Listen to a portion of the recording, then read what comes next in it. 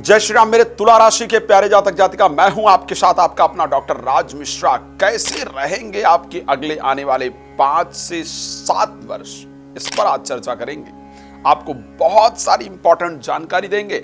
आपके future planning में आज मैं आपका सपोर्ट करूंगा कि आगे क्या क्या होने वाला है, कैसे उसको प्लान करेंगे, किस किस समय पर किस किस चीज पर आपको बेहद ध्यान देना है। दूसरा, क्या खासियत है आपकी राशि की। मैं जानता हूं तुला राशि के बारे में जब भी बात की जाती है, एक बहुत सॉफ्ट राशि है। ऐसे लोग जो दूसरे को खिलाकर खुश होते हैं, ऐसे लोग जो दूसरे पर अपना सर्वस्व न्यौछावर कर देते हैं, ऐसे लोग जिन्होंने कभी प्रसिद्धि और पैसे की परवाह ना करते हुए सामने वाला क्या करेगा क्या नहीं करेगा, क्या करेगी क्या नहीं करेगी, इसका ध्यान ना रखते हुए सिर्फ अपना सर्वस्व न्यौछावर करने का प्रयास किया है, ऐसे तुला राशि के जातक जातिका शायद मैं सबसे शांत हृदय, सबसे सपोर्टिव, सबसे मददगार की अगर बात करता हूं तो मैं तुला राशि की बात करता हूं। लेकिन उतना ही धोखा अगर किसी को प्राप्त होता है, मैंने जनरली एक चीज देखा है, मैं तुला राशि को बड़ा ऑनेस्टी के साथ कह रहा हूं। जब आप 30-35 वर्ष की उम्र में पहुंचते हैं ना, और जब आप लोगों को स्वार्थी होते हुए देखते हैं ना, तो आपको पता चलता है कि अरे, मैंने तो लोगों को पहचाना ही नहीं। किस प्रकार लोग करना कुछ और चाहते थे, हम कुछ और चाहते थे और लोग कुछ और निकले। लेकिन वो एक शब्द मैंने बड़ा सुंदर मुझे याद आता है, कैसे कह दूं कि बदले में कुछ नहीं मिला, सबक कोई छोटी चीज तो नहीं। लेकिन जब तक शायद आपको आभास होता है, तब तक समय बहुत लंबा निकल जाता है। खैर, बहुत सारी चर्चाएं करूंगा। एक बात और आपको बताना चाहूंगा कि यदि राम कथा, भागवत कथा या शिवपुराण की कथा इत्यादि आप कराना चाहते हैं और चाहते हैं उस कथा के माध्यम से आपके ग्रहों की परिस्थितियां तो ठीक हो ही, दोष इत्यादि, पितृदोष इत्यादि तो दूर हो ही, लेकिन साथ में उससे बाकी लोगों को बड़ा सुंदर लाभ हो, धर्म का प्रचार हो, तो आप मेरे साथ संपर्क कर सकते हैं। और चाहते हैं कि मैं आकर करूं तो मेरे साथ जरूर संपर्क कर सकते हैं इस बात के लिए। जब मैं तुला राशि की बात करता हूं, तुला राशि के स्वामी शुक्र हैं। ये राशि पश्चिम दिशा की स्वामी राशि मानी जाती है। पृथ्वी तत्व राशि, तुला राशि की बात करते हैं, वायु तत्व राशि अपने आप में मानी जाती है। तुला राशि के स्वामी हैं शुक्र। आप लोग जानते हैं 3 नक्षत्र मिलकर के तुला राशि का समावेश होता है। तुला राशि चित्रा नक्षत्र के 2 चरण जिसके स्वामी मंगल हैं, स्वाति नक्षत्र जिसके स्वामी राहु हैं, और विशाखा नक्षत्र के 3 चरण जिसके स्वामी बृहस्पति हैं। तो मंगल, राहु और बृहस्पति, साथ में शुक्र इस राशि के स्वामी हैं। इनका विशेष प्रभाव इस राशि पर रहता है। तुला राशि किन जातकों की होती है? तुला राशि के लिए रा अक्षर विशेष रूप से रा, री, रू, रे, रो, ता, ती, तू, ते, रा, री, रू, रे, रो, ता, ती, तू, ते, ये विशेष रूप से ये जो अक्षर हैं वो तुला राशि के अंतर्गत आते हैं। तुला राशि में जिनका जन्म होता है, तुला राशि के अंतर्गत जिन जातक जातिका का जन्म चित्रा नक्षत्र के अंतर्गत होता है, व्याघ्र योनि आपकी होती है। ध्यान रखिएगा, तुला राशि आपकी होती है, व्याघ्र योनि आपकी होती है। गौ योनि के लोगों के साथ कभी मैरिज इत्यादि नहीं करना चाहिए। किया जाए तो निभना बहुत मुश्किल होता है, राक्षसगण होता है। देवगण के साथ शादी होने पर निभना बहुत मुश्किल होता है।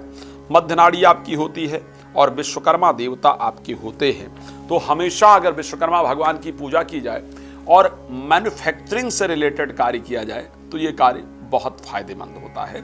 यानी कुछ बनाने का, सृजन का कार्य किया जाए, या अगर दिया मैन्युफैक्चरिंग से रिलेटेड काम किया जाए, या बिल्डिंग इत्यादि बनाने का काम किया जाए, कंस्ट्रक्शन से रिलेटेड कार्य किया जाए तो फायदेमंद होता है। खैर, उस पर बड़ा विस्तार है, चर्चा कभी करेंगे। बहुत लंबा वीडियो फिर आप लोग भी नहीं देख पाएंगे।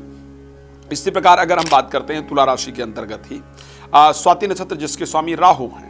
अच्छा, तुला राशि के प्रथम चरण का नेचर बिल्कुल चेंज होता है। मंगल राशि स्वामी होने के कारण हमेशा उग्र नेचर होता है, मतलब काम भी ऐसे करना पसंद करते हैं, बड़े एनर्जी के साथ काम करना पसंद करते हैं। पुलिस प्रोटेक्शन इत्यादि, पुलिस के क्षेत्र में जाना, आर्मी के क्षेत्र में जाना, स्पोर्ट्स के क्षेत्र में जाना, पहलवानी इत्यादि करना, इन सब क्षेत्रों में या इनसे रिलेटेड क्षेत्रों के अंतर्गत फायदा होता है। जबकि तुला राशि की ही बात कर रहा हूँ, स्वाति नक्षत्र जिसके स्वामी राहु हैं, और यहाँ पर महिष योनि होती है, अश्व, यानी कभी भी जिसकी अश्व योनि हो उसके साथ विवाह नहीं करना चाहिए। राशि स्वामी शुक्र होते हैं। देवगण होता है, राक्षसगण के साथ विवाह नहीं करना चाहिए, रिश्ता नहीं चल पाता है। कोई भी काम अगर महिष योनि किसी की अश्व योनि है या राक्षस गण है तो चाहे उसके साथ पार्टनरशिप की जाए, चाहे उसके साथ मैरिज की बात की जाए, दोनों चीजें ही आपके लिए फायदेमंद नहीं होती है। अंतनाड़ी आपकी होती है, वायु आपके देवता होते हैं, ठीक है। सो सुगंधित चीजों वाला कार्य आपके लिए बहुत फायदा करता है। लाइक अगर परफ्यूम की बात की जाए, अगरबत्ती की बात की जाए, धूप की बात की जाए, जो चीजें एयर फ्रेशनर, जो भी चीजें हैं, जो हवा से रिलेटेड चीजें हैं, उनका कार्य इत्यादि आपके लिए बहुत फायदा होता है। इन चीजों का दान इत्यादि भी आपके लिए बहुत फायदा करता है। साथ में अगर हम बात करते हैं विशाखा नक्षत्र जिसके स्वामी है बृहस्पति, जहां पर गौ योनि और व्याघ्र योनि होती है, साथ में गौ योनि आपकी बैर योनि होती है, राक्षस गण आपका होता है, देवगण के साथ विवाह नहीं करना चाहिए, पार्टनरशिप में व्यवसाय इत्यादि नहीं करना चाहिए।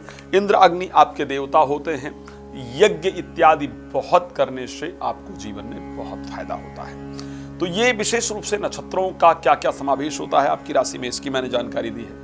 अब कई बार आपके मन में एक प्रश्न उठता है कि भाई मेरी तुला राशि है, चलो ठीक है मान लेते हैं, लेकिन तुला राशि दो लोगों की थी, राम की भी तुला राशि थी, रावण की भी तुला राशि थी। तुला राशि में अलग अलग प्रकार के लोग हैं, सबके साथ एक जैसा क्यों नहीं घटित होता है? तो मैंने आपको अलग अलग नक्षत्र के हिसाब से, क्योंकि आपका तुला राशि के अंतर्गत 9 चरण होते हैं, 3 नक्षत्र होते हैं, जिसमें मैंने आपको तीनों नक्षत्रों के बारे में आपको जानकारी दी है कि पहला नक्षत्र चित्रा तुला राशि के अंतर्गत आता है जिसके स्वामी मंगल हैं, दूसरा नक्षत्र स्वाति आता है उसके अंतर्गत राहु हैं, और विशाखा जिसके स्वामी बृहस्पति है। यानी तुला राशि में अगर मैं सिर्फ 3 व्यक्तियों को लूं तो एक व्यक्ति है जिसकी इच्छा हो रही है कि नहीं साहब मुझे कुछ शारीरिक श्रम वाला काम करना है, वर्जिश वाला काम करना है, मुझे ब्रेन लगाकर काम नहीं करना, मुझे फिजिकल एक्टिविटी के साथ काम करना है, ठीक है।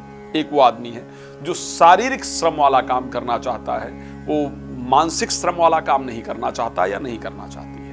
ये इसको अगर एजुकेशन इत्यादि में बहुत डाला जाए तो फायदा नहीं होता है, नहीं लगता है मन भाई, समझ ही नहीं आता है। दूसरा है जिसके स्वामी राहु है, स्वाति नक्षत्र है।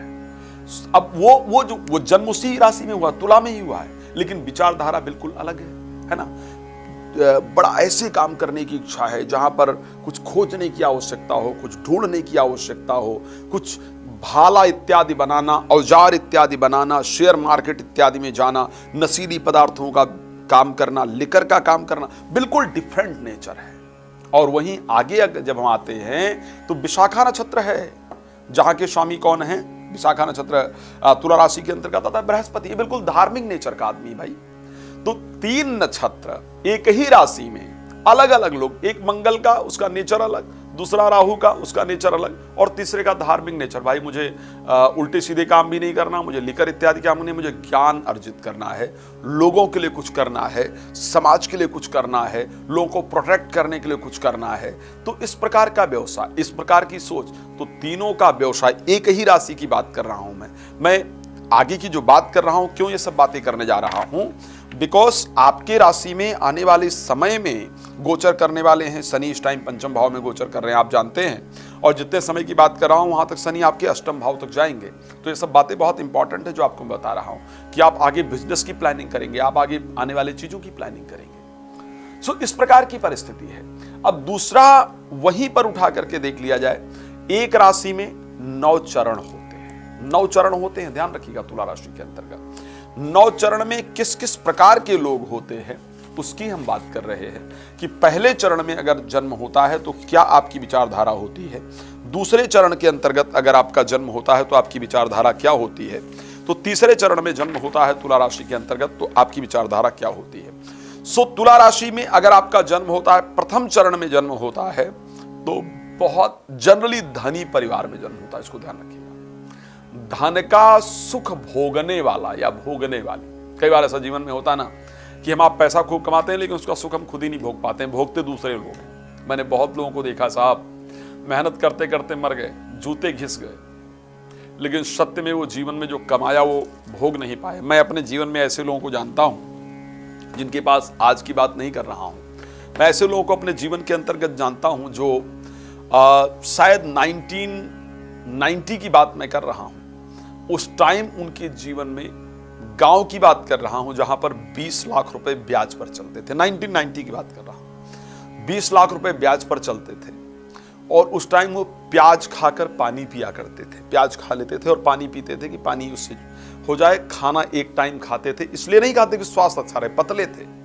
लेकिन पैसा और बचे, और अंत में आपको सत्य बता रहा हूं, वो सारा पैसा ब्याज पर ही लोगों के पास पड़ा रहा और इस संसार से उनकी मृत्यु हो गई। कुछ नहीं हाथ में आया, ना भगवान की भक्ति कर पाए और न उस पैसे का सही प्रयोग कर पाए।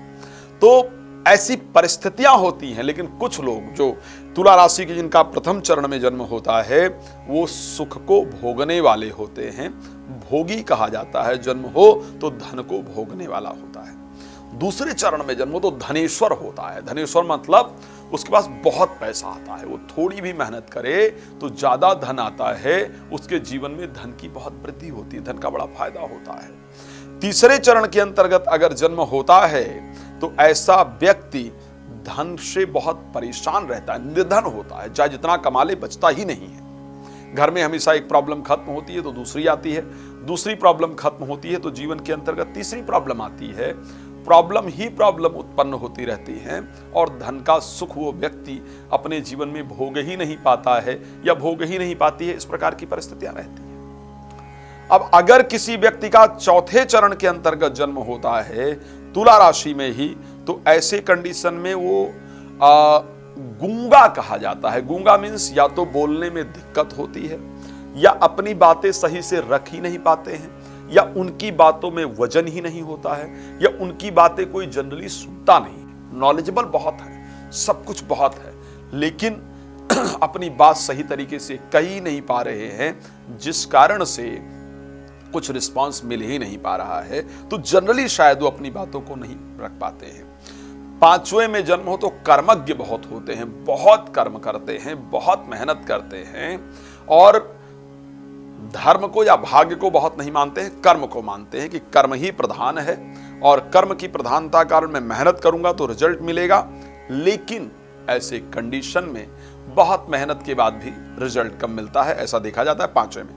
छठे में जन्म हो तो दूसरे के प्रति आसक्ति बहुत रहती है, स्त्री हो तो पुरुष के प्रति और पुरुष हो तो स्त्री के प्रति। इस प्रकार की आसक्ति दूसरों के प्रति बहुत ज्यादा रहती है अगर जन्म छठे चरण के अंतर्गत हुआ हो तो।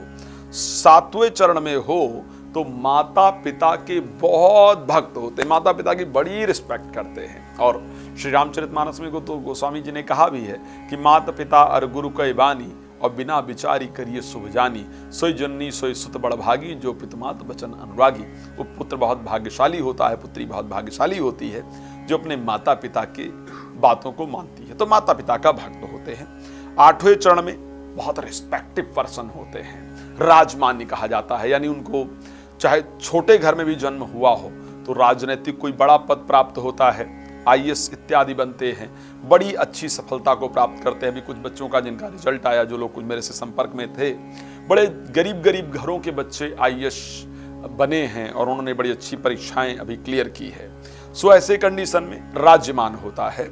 और नवें चरण में अगर जन्म हो तो भाग्यवान होता है या होती है, यानी जिसके साथ भी जुड़े, जिस घर में भी जन्म हुआ, उनकी वृद्धि होती चली गई। किसी को उन्होंने कुछ कह दिया तो फिर उसका हो गया, किसी के साथ जुड़े तो फिर समझो उसके जीवन में कल्याण हो गया। तो नवे चरण में जन्म हो तो यह परिस्थिति रहती है। लेकिन और क्या पहचान है भाई तुला राशि को लेकर के, तो और बात कर लेते हैं, इससे आप जान पाएंगे कि आपकी तुला राशि है या नहीं है।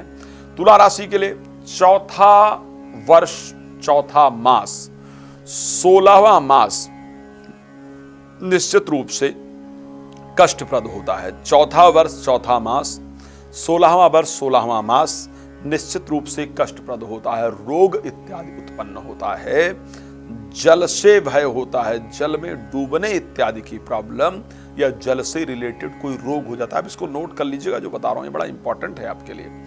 21वां और 33वें वर्ष में शरीर में रोग होता है, भय इत्यादि की समस्या होती है, डिप्रेशन इत्यादि की समस्या रहती है। 41वें वर्ष में किसी अंग में वृद्धि हो जाती है, कोई नई बीमारी निकल करके आती है जो परेशान करती है। 51वां जब 51 वर्ष के, जब 51 वर्ष के होते हैं तो देवता आपके नाराज हो जाते हैं, जिस कारण से कोई भी समस्या आती है उसके समाधान के लिए आप अनेक प्रयास कर रहे होते हैं या कर रही होती हैं, बट कुछ समाधान निकल ही नहीं रहा होता, दवा नहीं लग रही होती है, कार्य नहीं हो रहा होता, चीज़ों को ठीक करने का प्रयास कर रहे होते हैं, कर रही होती हैं, बट चीज़ें नहीं ठीक हो रही थी बिकॉज देवता आप पर संतुष्ट ही नहीं है, परेशान कर रहे हैं। तो इस कारण से देव दोष इत्यादि होता है। 61वें वर्ष के अंतर्गत मृत्यु तुल्य कष्ट होता है, बहुत कष्ट होता है शरीर के अंतर्गत, ऑपरेशन इत्यादि या मृत्यु तुल्य कष्ट हो, इस प्रकार की परिस्थिति होती है। बट यदि चंद्रमा पर और लग्न पर आपकी पर्सनल कुंडली से वो पता चल सकता है, शुभ ग्रहों की दृष्टि हो, तो ऐसे कंडीशन में अल्प मृत्यु से बचकर, एक बार जीवन में मृत्यु जैसा भय जरूर होता है भाई, 85 वर्ष के बाद वैशाख शुक्ल पक्ष में त्रयोदशी तिथि को जब शुक्रवार पड़े, चित्रा नक्षत्र पड़े, तो दोपहर के समय शरीर का त्याग होता है। सो ये परिस्थिति जनरली रहती है। मैं बार बार इस बात को चर्चा करने का प्रयास कर रहा हूं, लेकिन और डिटेल में जाने के बजाय मैं चर्चा करना चाहूंगा और डिटेल आपको विस्तार से बात करने के साथ साथ कि आपके लिए आने वाला जो समय है उसमें ये सब जो बताया है इसका निचोड़ क्या है और किस प्रकार की परिस्थिति आपके लिए आने वाले समय में व्यतीत होगी। तो आने वाले समय की अगर मैं स्पेशली 2024 में, अभी क्योंकि हम चल रहे हैं 2024 की चर्चा करना इंपॉर्टेंट है। अभी आपके लिए 2024 में बृहस्पति मई के बाद अष्टम भाव में गोचर करेंगे, शनि आपके लिए गोचर करेंगे पंचम भाव में, लेकिन वक्री हो जाएंगे 29 जून से लेकर के नवंबर के बीच में, तो आपके 4th हाउस से गोचर करेंगे। और उसके साथ अगर हम बात करते हैं तो राहु का जो गोचर रहने वाला है वो आपके 6ठे भाव में और केतु गोचर द्वादश भाव में रहेगा। बाकी ग्रह भिन्न भिन्न जगह पर परिवर्तित होते रहेंगे। 2024 में जून के बाद की मैं बात कर रहा हूं, जून के बाद आपका स्थान परिवर्तन हो, यानी विदेश यात्रा इत्यादि हो, किसी अलग स्थान के अंतर्गत आप जाएं, इस प्रकार की परिस्थिति है। विदेश यात्रा हो या घर से दूर ट्रांसफर हो या परिवार से दूर जाने का योग बने, इस प्रकार की परिस्थिति 29 जून से लेकर के और नवंबर के बीच में आपके साथ निश्चित रूप से होने जा रही है, इसको ध्यान रखिएगा। हाँ, अगर 36वें वर्ष में स्पेशली हैं तो इसी बीच में आपको कुछ बहुत खास प्राप्त होने जा रहा है, इसको ध्यान रखिएगा। लेकिन यही वो समय होगा जब पिता और पुत्र की भी आपस में दूरी बनेगी, इस प्रकार की परिस्थिति भी आपके साथ होने जा रही है। अच्छा, ये वो समय होगा 1 मई के बाद जब बृहस्पति ने राशि परिवर्तन किया है, 2nd हाउस को आपके देख रहे हैं और विपरीत राजयोग के अंतर्गत गए हैं, क्योंकि 6ठे भाव के स्वामी होकर के अष्टम भाव में गोचर करने चले गए हैं। तो घर में मांगलिक कार्य का आयोजन होगा और आर्थिक लाभ निश्चित रूप से होगा। जो पैसा इत्यादि रुका हुआ है वो पैसा इत्यादि आपको जरूर प्राप्त होगा। लेकिन 2024 में ना बेकार के खर्चों को लेकर के, नींद ना आने को लेकर के, कोर्ट कचहरी से रिलेटेड समस्याओं को लेकर के भी आप कहीं ना कहीं परेशान रहेंगे। इस प्रकार की कंडीशन आपकी राशि के अंतर्गत मुझे क्लियरली नजर आ रही है, ये परिस्थिति होने वाली है। अब हम बात करते हैं 2025 में चल करके। तो 2025 में हमारे साथ क्या होगा? बृहस्पति पहुंच जाएंगे मिथुन राशि के अंतर्गत। शनि 2025 में अगर देखा जाए तो 30 मार्च 2025 को मीन राशि के अंतर्गत यानी 6th हाउस में पहुंच जाएंगे। राहु को अगर 2025 में देखा जाए तो करीब करीब 1 अगस्त के बाद जाकर के कुंभ राशि में आएंगे, यानी 1 अगस्त के बाद जाकर के पंचम भाव में गोचर करने आएंगे। 2025 रहने वाला है, बृहस्पति की परिस्थिति बड़ी अनुकूल हो जाएगी, जिस कारण से डिसीजन लेने की जो क्षमता है वो बेहतर हो जाएगी। यानी जल्दबाजी में डिसीजन नहीं लेंगे, भयभीत होकर डिसीजन नहीं लेंगे, शांतिपूर्वक परिस्थिति से आप डिसीजन लेने वाले हैं। धर्म के प्रति आपका विचार अच्छा होगा और जो भाग्य इतने दिन से नहीं खुल रहा था वो भाग्य 2025 में कहीं ना कहीं खुलने वाला है। बट फिर भी मैं 2025 को बहुत बेहतरीन नहीं कह रहा हूं, एक बात ध्यान रखिएगा। 2025 को मैं बहुत बेहतरीन दृष्टि से देखूं वो नहीं होगा। मुझे लग रहा है कि 2025 थोड़ा स्ट्रगलिंग फेज में जाने वाला है। उसका रीजन ये है, और 2025 वो स्ट्रगलिंग फेज में कब तक रहेगा? 18 अक्टूबर तक 2025 इसलिए स्ट्रगलिंग फेज के अंतर्गत कह सकता हूं बिकॉज शनि जो है पंचमेश हैं वो 6ठे भाव में जाकर पहुंच जाएंगे। तो पंचमेश का 6ठे भाव में जाना बुद्धि को कंट्रोल कर देता है, संतान इत्यादि को लेकर के चिंताएं उत्पन्न करता है, तो मुझे वो समय बहुत अनुकूल नहीं दिख रहा है। लेकिन 2025 में अक्टूबर महीने के बाद जब बृहस्पति एग्जॉल्टेड होंगे आपके 10th हाउस के अंतर्गत, यहां से परिस्थितियां बहुत परिवर्तित होंगी। 2025 की अगर मैं बात करता हूं, मार्च की अगर मैं बात करूंगा, 2025 में अगर मैं बात करूंगा 30 मार्च की, जब बृहस्पति 17 मई को, क्षमा चाहूंगा, मिथुन राशि में जाएंगे, तो यहां पर हाँ, स्वास्थ्य इत्यादि जरूर बेहतर होगा, मान सम्मान मिलेगा, नए लोगों से प्रतिष्ठा इत्यादि होगी। लेकिन जैसे ही 2025 में कर्क राशि में जाएंगे, और कर्क राशि में 2025 में अक्टूबर से लेकर के दिसंबर तक स्पेशली रहेंगे, 2026 में भी रहेंगे, 2026 अक्टूबर तक जनरली कर्क राशि में समय व्यतीत करेंगे। ये समय हमारे लिए बड़ा शानदार रहने वाला है। 2026 कुल मिलाकर के हमारे लिए 2025 अक्टूबर के बाद की जो परिस्थिति रहेगी, और 2026 की अगर हम बात करते हैं 31 अक्टूबर तक की अगर मैं बात करूंगा, तो ये परिस्थिति हमारे लिए बहुत ही शानदार परिस्थिति में रहने वाली है। यानी 2025 के अक्टूबर के बाद 2026 अक्टूबर तक अगर बात किया जाए, तो प्रोफेशनल लाइफ को लेकर के बड़ा अच्छा रिजल्ट मिलने वाला है। यानी एक जीवन में स्थिरता आएगी। अभी तक जो भटक रहे थे, कभी इसको ठीक कर रहे थे तो वो खराब हो रहा था, उसको ठीक कर रहे थे तो वो खराब हो रहा था, तो वो परिस्थितियां आपकी खत्म हो जाएंगी। जिंदगी एक लेवल पर आएगी, जिंदगी एक पटरी पर आएगी, जिंदगी में एक अच्छा रिजल्ट आपको निश्चित रूप से प्राप्त होगा, और जिंदगी में स्थिरता आ जाएगी। ऐसा व्यापार या ऐसी नौकरी आपको प्राप्त होगी जिसके कारण आप एक लंबे समय तक स्थिर होकर के काम कर पाएंगे, और ये लगेगा कि यार अभी तक का जो स्ट्रगल था वो लाइफ का शायद अब कम हो गया या खत्म हो गया। उसके साथ क्या होगा कि कुछ नई रिस्पॉन्सिबिलिटी आपको प्राप्त होगी, पदोन्नति आपकी होगी, कोई नए पब्लिक से रिलेटेड कुछ नए काम दिए जा सकते हैं। यानी अगर आप पॉलिटिकल क्षेत्र में हैं तो वो समय डेफिनेटली आपके लिए बहुत अच्छा रहने वाला है, बहुत पॉजिटिव रहने वाला है, तो वो समय आपके लिए जरूर बेहतर होगा। अच्छा, उसके साथ अगर हम बात करते हैं 2026 की, अगर हम 2026 की ही जनरली बात कर रहे हैं, तो ये समय हमारे लिए प्रोफेशनली अच्छा रहेगा। प्रॉपर्टी रिलेटेड कार्य जो हैं वो भी हमारे निश्चित रूप से बनेंगे, अच्छा होगा। 2027 में चलते हैं। 2027 में क्या है कि शनि पहुंच जाएंगे मेष राशि के अंतर्गत। शनि मेष राशि में पहुंचेंगे 4 जून 2027 को, उससे पहले मीन में ही रहेंगे। तो शनि मीन में तो आपके 6th हाउस के अंतर्गत रहेंगे, तो जून से पहले की अगर बात करते हैं तो यहां रहेंगे। 2027 में अगर हम बात करेंगे राहु की, तो मकर राशि के अंतर्गत गोचर करेंगे, यानी आपके 4th हाउस के अंतर्गत गोचर करेंगे। 2027 में जब 4 जून के बाद शनि मेष राशि के अंतर्गत पहुंचेंगे, और 2027 में बृहस्पति का करीब करीब जो समावेश रहेगा, बृहस्पति 26 नवंबर को कन्या में जाएंगे, तो 2027 करीब पूरा सिंह राशि के अंतर्गत और कर्क राशि के अंतर्गत गोचर करेंगे। तो 2027 प्रोफेशनल लाइफ को लेकर के अच्छा रहेगा। 2027 में संतान को लेकर के आपको बेहतरीन सुख मिलेगा। ध्यान रखिएगा, संतान सुख आपको बहुत अच्छा प्राप्त होने वाला है।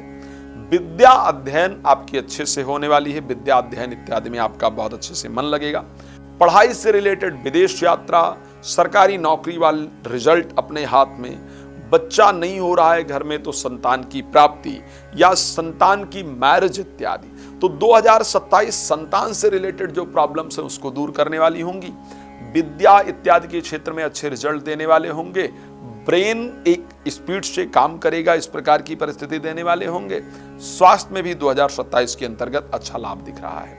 लेकिन 2027 जो है ना, वो मुझे 2-3 चीजों की तरफ से बहुत बेहतरीन नहीं दिख रहा है, और वो करीब करीब रहेगा 2027 के अंतर्गत खुद के हेल्थ पर थोड़ा ध्यान देना होगा। स्पेशली कमर को लेकर के बात की जाए तो यहां पर ध्यान देना होगा, और एक शेयर मार्केट इत्यादि में 2027 में पैसा लगाने से आपको बचना होगा। हम बात करें अगर आगे चल करके और 2028 की तरफ जाने का प्रयास करें, 2028 में, क्योंकि शनि आपकी राशि के अंतर्गत चले जाएंगे। शनि को अगर बृहस्पति की बात की जाए 2028 में कन्या राशि के अंतर्गत प्रवेश कर जाएंगे, यानी आपके 12th हाउस के अंतर्गत पहुंच रहे हैं। और 2028 में अगर मैं बात करूंगा तो शनि 24 फरवरी 2028 को आपके 7th हाउस के अंतर्गत पहुंच जाएंगे। राहु 2028 में धनु राशि यानी आपके 3rd हाउस में पहुंच जाएंगे। अब यहां पर क्या हुआ कि बृहस्पति तो आपके सपोर्ट से बाहर निकल गए, वो आपको सपोर्ट देने को तैयार नहीं है Brihaspati. Shani already 7th house में आकर के आपको परेशान करने के लिए तैयार है। राहु प्रोटेक्ट करने के लिए तैयार है। बस ये एक बड़ा डिफरेंट हो रहा है 2028 में।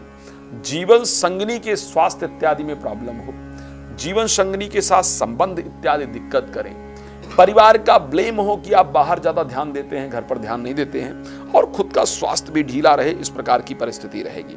बृहस्पति के भी सपोर्टिव मोड में ना होने कारण, 12th हाउस में होने कारण विदेश यात्रा तो होगी, कोर्ट कचहरी से रिलेटेड मामले आपके पक्ष में आएंगे। जो बहुत नुकसान हो रहा है वो नुकसान आपका बचेगा, बट बहुत सारे मामलों में आप फंसेंगे भी।